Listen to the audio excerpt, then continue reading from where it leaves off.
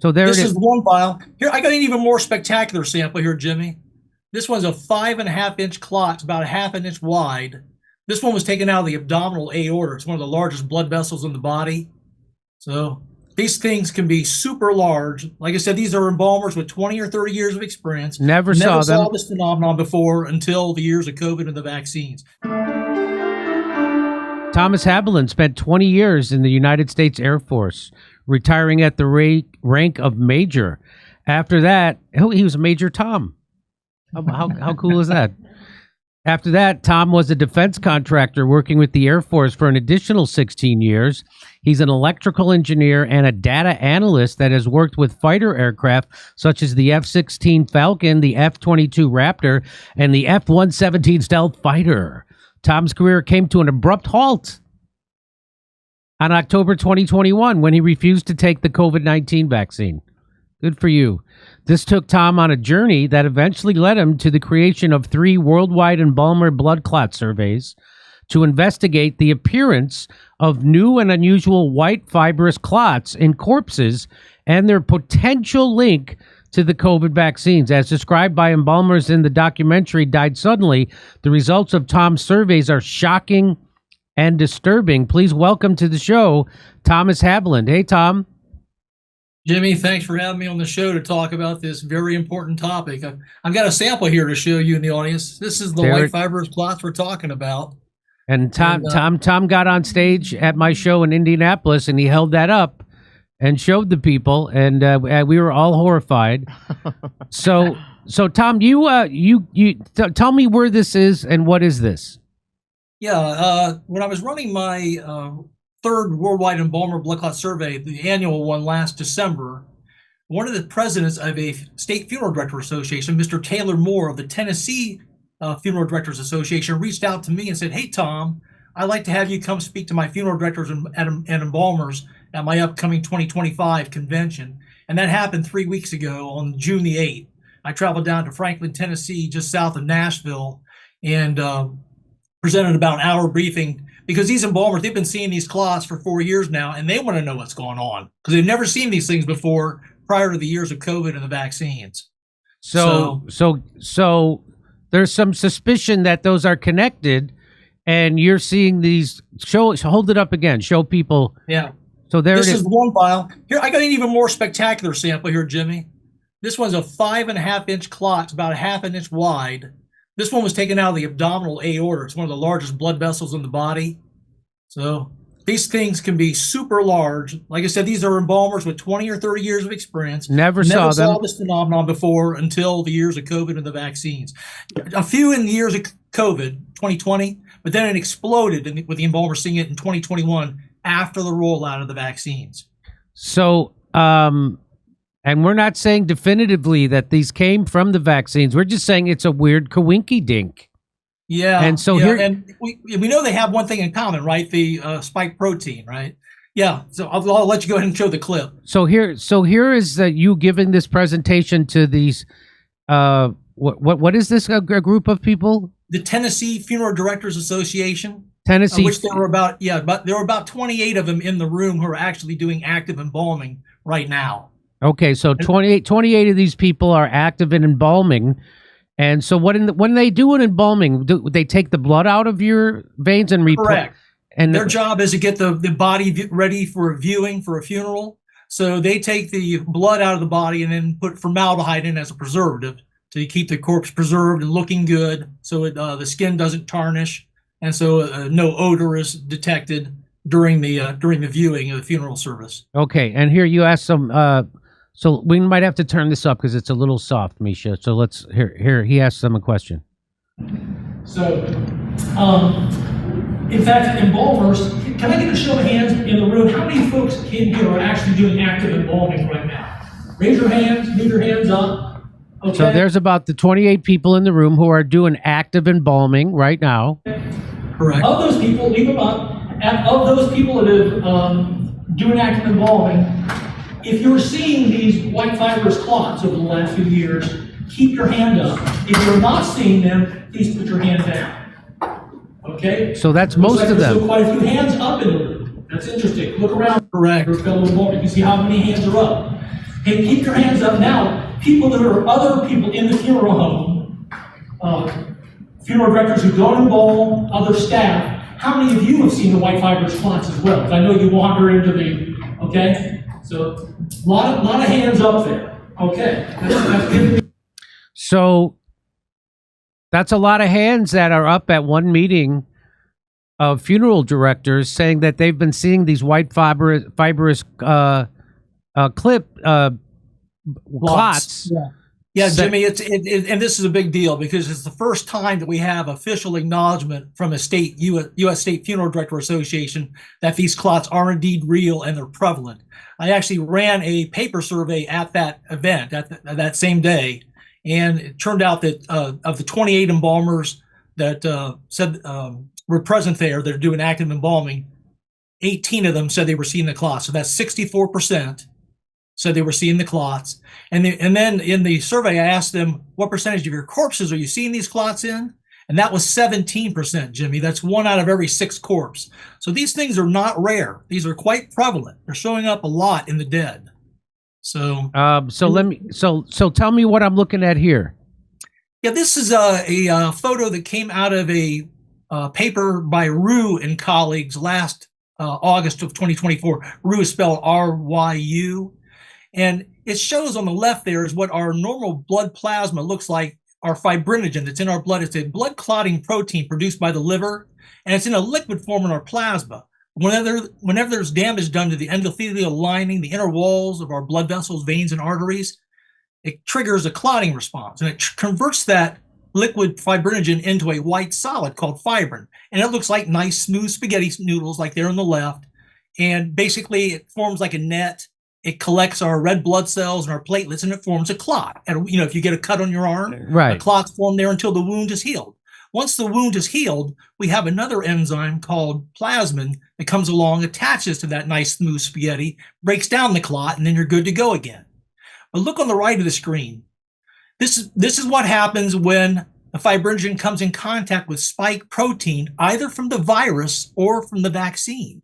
See all the twisted fibrin strands and the nasty nodules on there? Yeah. It becomes this matted mess. And then our plasmin can't not attach to that and break it down. So then these clots tend to grow and persist, and they become these large white fibrous clots, like I showed the audience at the beginning. So we know that's what happened. Yeah. And so this was a paper. This was a scientific paper that was published in Nature. Yes, and it's peer reviewed. So this is a peer reviewed paper. Yes. And it's showing you the effects of what the spike protein has on the normal clotting procedure inside of your veins. And instead of looking like that, it looks like this. Yes, our blood's natural blood clotting protein called fibrinogen is bonding with the spike protein, either from the virus or from the vaccine. Now, if you go to the next slide, embalmer Richard Hirschman sent about a dozen samples of clots that he removed from cadavers to a doctor, a neuroscientist over in Japan named Dr. Kevin McCarran. And Dr. McCarran looked at them under a scanning electron microscope at a magnification of 5,000 times. And this is what he saw when he took a thin 5 micrometer slice of one of the embalmer's clots out of a cadaver. Now, which one does that look like more, Jimmy? Does it look more like the nice, smooth spaghetti, or does it look like the twisted, misfolded mess with the nodules on it? That's exactly. It looks like the latter. Yes, it looks like the exactly. So it's an evidence that the embalmer's clots are made of this same combination of our natural fibrinogen in contact with the spike protein, as I said, either from the virus or the vaccine. And so I have one more slide here. Tell me what this is. This is just the same clot backed up at a view of 1,000 magnification as opposed to 5,000 magnification. So it's backed out a little bit. Okay. So basically what you're seeing there's no wonder that our natural plasmin cannot attach to that clot and break it down, right? It's just a twisted mess. So okay.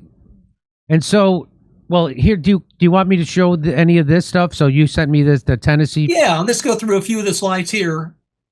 I took a survey, like I said, with the 28. By the way, when I took my last worldwide survey, I took a worldwide survey in 2022, 2023, and 2024. 3 years in a row I've done this, Jimmy. I've sent the results in each year to the FDA and CDC, and they have never contacted me once.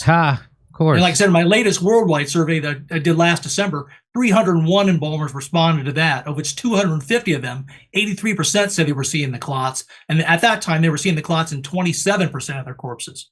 So when I asked this smaller sample size of just these Tennessee embalmers, as you can see there, 3 of them are funeral directors only. They don't do any embalming. 3 are embalmers only. They don't do any funeral directing. But 22 of them actually do both. They're actually funeral directors and they're actively embalming as well. Okay. Next slide. And then we asked them, yeah, again, are you seeing the white fibrous clots? As you can see there, 64%, almost 2/3 of them, 18 out of the 28 said they are indeed seeing the white fibrous clots. Okay. Next slide. Again, if you average all the bars together, they're seeing them in an average of 17% of their corpses, 1 out of every 6. And this is a phenomenon, like I said, they've never seen before prior to the years of COVID or the vaccines. Next. What is the longest white fibrous structure clot that you have? What is that? Yeah. That you have seen or removed from a corpse? Seen or removed, yeah. Look at that. We have 7 of the embalmers said they removed a clot between 3 to 5 inches long. 5 of them said a clot between 6 to 12 inches long. There was even one that said he removed a white fibrous clot over 12 inches long, Jimmy. Wow. Yeah, yeah. Okay. And this is, yeah, we've seen clots actually up to several feet long. This is highly unusual. So your next question is, has a family member of the deceased ever asked you to look for the white fibrous structures or clots in their loved one, or asked if you found the white fibrous structures, clots in their loved ones in 2025 or any year prior?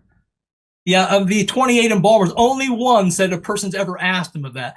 Now, I think maybe because a lot of people don't know about the clots. Some people may know but are too embarrassed to ask, right? And also, the death could be very normal. There may not be nothing suspicious or unusual about the death.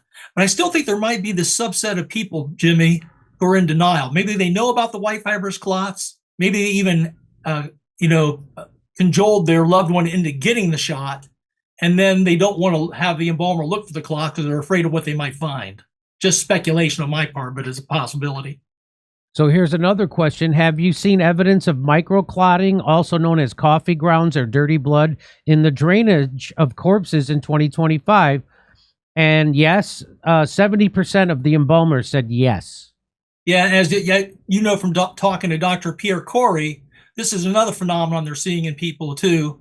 The embalmers don't call it microclotting, like I say, they call it coffee grounds. As they're draining the blood off the corpse and trying to put the formaldehyde in, they see what looks like coffee grounds in the blood.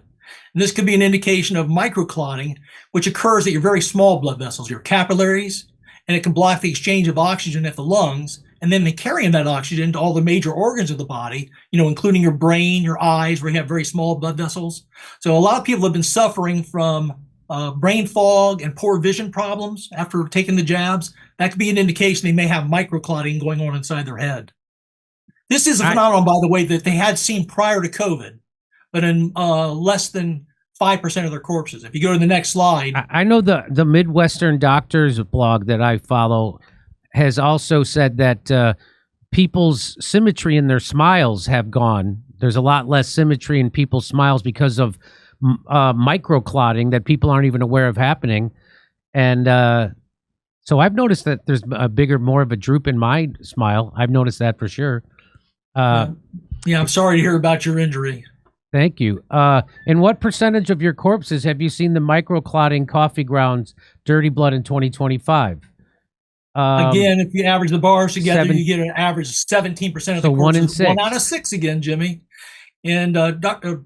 Richard Hirschman, the embalmer that I'm in touch with the most, says, Tom, before COVID and the vaccines, I would see unusual blood in maybe 10 to 15% of my corpses. And about 85% of people would have normal blood. Now it's exactly flipped.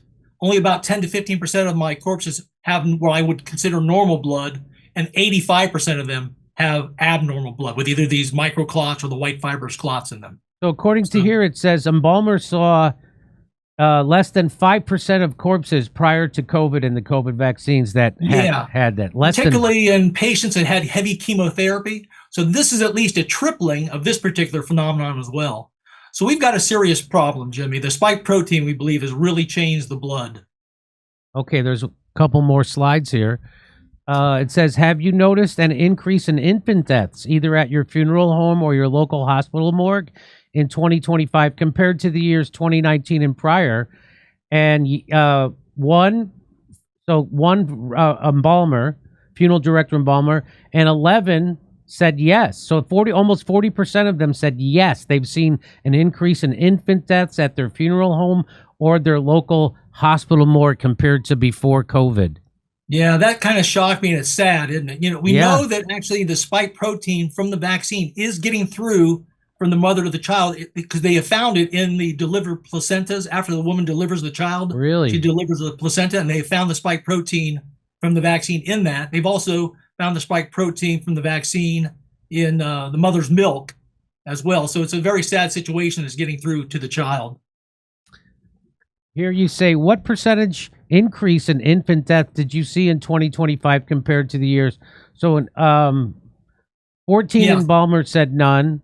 Right. So if you just average the blue bar and the yellow bar together, if you do not include the green bar this time, you see a 14% increase for just those that saw the increase in 2025 compared to the pre-COVID years. So they saw 14%. Still pretty alarming, right? Yeah. Okay, that is pretty alarming. Here's one more. Yeah, that last. I'm sorry about the charts here. They show up better in PowerPoint than they do in preview mode. What we asked? Yeah, go ahead. Go ahead. What age groups, check all that apply, did you see an increase in the number of clots in 2025 when compared to the years 2019 and prior? The most notable increase was in the ages 36 and up. Yeah, that's where that purple bar starts, and then there was 9 there, then 17, then 10 in the gold bar, and then a couple. So what's interesting about this one, Jimmy, is it actually matches pretty well Edward Dowd's data. Edward Dowd's looking at this from a completely different angle, death and disability insurance data. And if you recall, in his data, he saw in the insurance company data a large increase in death and disability in the 36 to 50-year-old age group and up, starting in the third quarter of 2021. Right. When a lot of companies mandated the vaccines on their employees. Joe Biden actually tried to make any company with more than 100 employees take the jabs. That's right. Now, that eventually was shot down by the Supreme Court, but unfortunately, a lot of companies preemptively acted and made their employees get the shots anyways. So this dovetails pretty closely with Ed's data, and it's shocking, isn't it? Because 36 to 50-year-olds are not supposed to be having strokes and heart attacks, which we think these white fibrous clots are. That usually doesn't happen until you get in your late 50s, early 60s. So when working age people start having heart attacks in their 30s and early 40s, that's a bad sign. So what?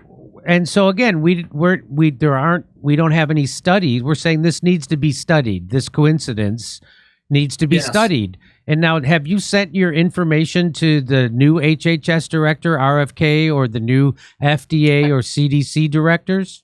Yes, I've sent it to Bobby Kennedy, Marty Macri at the FDA, and also Jay Bhattacharya at the NIH as well. And like I said, I haven't received any callbacks from their people yet. Oh, neither. So even the current regime hasn't gotten back to you. Not yet, no. Which is unfortunate, right? Because I was hoping. Well, they're definitely slow walking they're taking away the what's the word? The retraction of the mRNA platform. They're really slow walking that.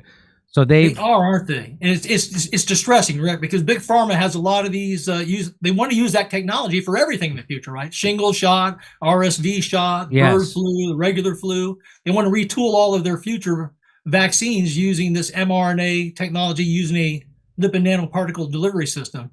And there's a lot of us like myself, Dr. Pierre Corey, Dr. Peter McCullough, we just don't believe it's safe for humans. The mRNA platform, you mean?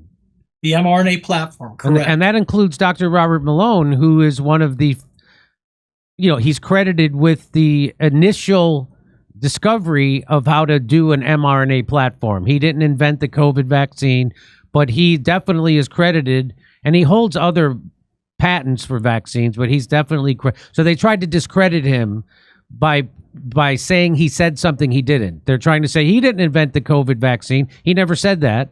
What he said was he was the first one to figure out how to do an mRNA platform, and he was working at the Salk Foundation when he did that. And but he said they couldn't figure out a way to do it safely. But now they are. And by the way, let's remember, according to Dr. Fauci, most vaccines, you have to wait 10 to 12 years to figure out what the side effects of them are. So when people say, "Oh, COVID's over, I don't want to talk about it," well, it's not over. You're in the middle of it. We are all the guinea pigs of a 10 to 12 year study on the side effects of the COVID-19 mRNA platform vaccine, because it usually takes 10 to 12 years. So we're right in the middle of it. And unfortunately, Jimmy, we still don't know a whole lot about it, because I actually tried to run a survey last year with cath lab workers, doctors, vascular surgeons, endovascular specialists that work in what's called a catheterization lab, who remove clots from living people. And we know these clots are appearing in living people because I was contacted last year by an endovascular specialist and cardiologist in Jacksonville, Florida. And he sent me photographs of a deep vein thrombosis white fibrous clot that he had removed from one of his patients. But later on that month, he sent me another email, Jimmy, saying, "Tom, I've been instructed to terminate communications immediately. Sorry for the inconvenience." So somebody got to him, and So now you were not in the military when you refused your COVID vaccine. You were working for a contractor? That's correct. I was working at Wright-Patterson Air Force Base, Ohio, and I had already done a lot of study, and I was looking, the CDC wasn't putting out good information, so I looked at Public Health England, the UK data, and they had a document that was showing hundreds of thousands of breakthrough cases of COVID amongst the fully vaccinated by the early fall of 2021, right as these mandates were coming out. So we had gotten a email from a 3-star general on the base saying, "Here's the dates you had to get your shot by or else get kicked out of the military, the government civilians, or defense contractors like myself." And he tried to shame us into getting the jab. So I sent him back an email, Jimmy, and I said, "Shame on you." Remember, this is an Air Force 3-star general. I said, "Shame on you. Instead of just letting us decide for ourselves whether or not to take an experimental drug, you chose to spend your time trying to guilt us into taking the jab. Shame on you." And I didn't just send the email to him, Jimmy. I CC'd all 30,000 people that work at Wright-Patterson Air Force Base, Ohio. Oh. So I knew what was going to happen. I got a call a half hour later from my boss, my defense contractor boss, and I was fired from my $165,000 a year job as an engineer for shaming the Air Force 3-star in front of the whole base. And somebody had to do it. What was the reason that they gave you? Insubordination. So they will not be inviting me back to, and really, I don't think I want to go back and work with people that threw me under the bus. It's kind of a shame. The one good thing I saw is, about a month ago, Secretary of Defense Pete Hegseth came out and did say that order that was given to take the shot was an unlawful order. So he officially recognized that all those generals and colonels and all the military services gave an illegal order to their troops to take that shot. Well, the Supreme Court said that when Joe Biden tried to mandate it, that was also illegal. Thank God for that Supreme Court for saying that. And so do you get a kick out of people, in a bad way? Do you get a kick out of people who are screaming about fascism might come to America? Like when I had Cornel West on my show, and he was afraid that if Donald Trump became president, that we would see fascism in America. And I had to explain, a C student had to explain to him that we've already lived through fascism, the biggest fascism we've ever seen in our life, the government mandating you take experimental medical treatments, which is Nazi level fascism.